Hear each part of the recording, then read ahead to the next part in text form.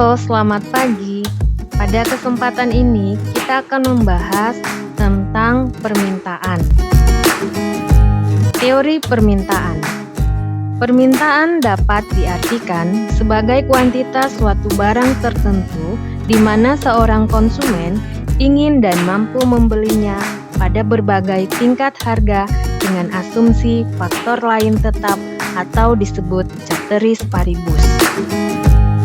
Belajar tentang permintaan adalah belajar tentang seorang konsumen.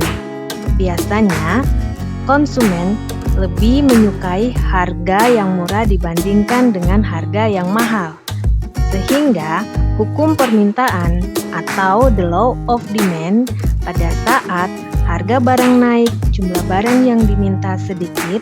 Sebaliknya, pada saat harga barang turun, jumlah barang yang diminta bertambah banyak. Sehingga hubungan antara quantity demand dan price, jumlah barang yang diminta dengan harga, berbanding terbalik atau berkorelasi negatif. Mari kita lihat tabel permintaan dan kurva permintaan pada roti coklat sesuai dengan hukum permintaan, yaitu pada saat harga barang naik, jumlah permintaan sedikit dan sebaliknya.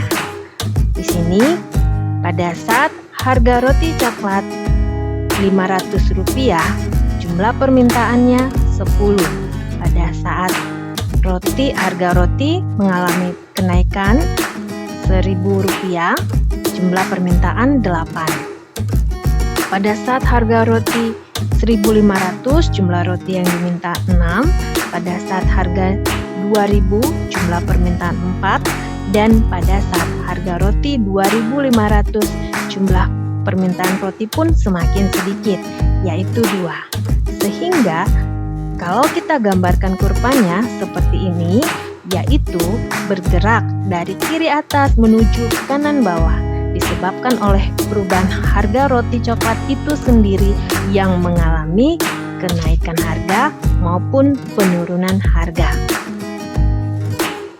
Bagaimana pergeseran pada kurva permintaan? Mari kita lihat. Terdapat beberapa variabel yang dapat mempengaruhi permintaan, antara lain harga barang terkait, pendapatan konsumen, selera, jumlah penduduk, dan harapan masa yang akan datang. Mari kita lihat satu persatu. Yang pertama, harga barang terkait, contoh barang substitusi, yaitu roti coklat dan roti keju. Misalkan bahwa harga roti coklat mengalami penurunan, hukum permintaan mengatakan bahwa kita akan membeli lebih banyak roti keju. Pada saat bersamaan, kita mungkin akan membeli lebih sedikit roti coklat. Ketika penurunan terjadi pada harga suatu barang, mengurangi permintaan barang lain, maka kedua barang tersebut disebut barang substitusi atau barang pengganti. Contoh yang kedua, barang komplementer, yaitu kita contohkan kopi dan roti. Apabila harga kopi turun, maka menurut hukum permintaan, Anda akan membeli lebih banyak kopi. Namun pada kasus ini, Anda akan lebih banyak membeli roti, karena pada saat Anda minum kopi, Anda terbiasa memakan roti secara bersamaan. Kemudian, faktor yang kedua adalah pendapatan. Apabila pendapatan Anda menurun, apa yang akan terjadi terhadap permintaan roti coklat? Kemungkinan besar permintaan Anda terhadap roti coklat akan turun. Dengan pendapatan yang lebih rendah, berarti kita memiliki lebih sedikit uang untuk dibelanjakan secara keseluruhan. Faktor yang ketiga yaitu selera. Apabila Anda menyukai makan roti coklat, maka Anda akan membeli roti coklat lebih banyak. Umumnya, para pakar ekonomi tidak menjelaskan tentang selera masyarakat, karena selera didasarkan atas kekuatan-kekuatan psikologis dan historis yang ranahnya di luar ilmu ekonomi. Tetapi para ekonom masih tetap menggali apa yang terjadi ketika selera masyarakat mengalami perubahan. Faktor yang keempat adalah harapan. Harapan terhadap masa depan tentunya akan mempengaruhi tingkat permintaan Anda terhadap suatu barang atau jasa. Misalnya, apabila Anda akan mengharapkan kenaikan gaji dalam waktu dekat, misalnya bulan depan, Anda mungkin rela membelanjakan uang Anda lebih banyak dari sebelumnya, sehingga mengakibatkan kurva demand mengalami peningkatan, yaitu bergeser ke kanan atas.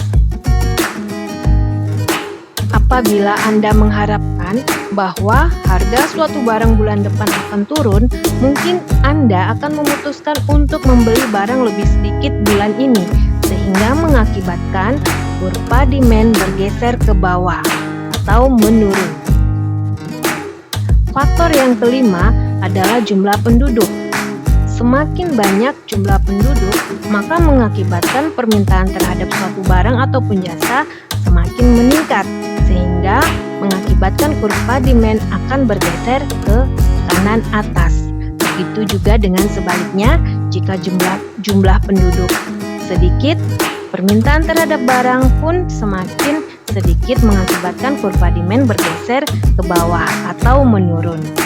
Sekian penjelasan tentang permintaan dan kurva permintaan. Terima kasih. Semoga bermanfaat. Terima kasih.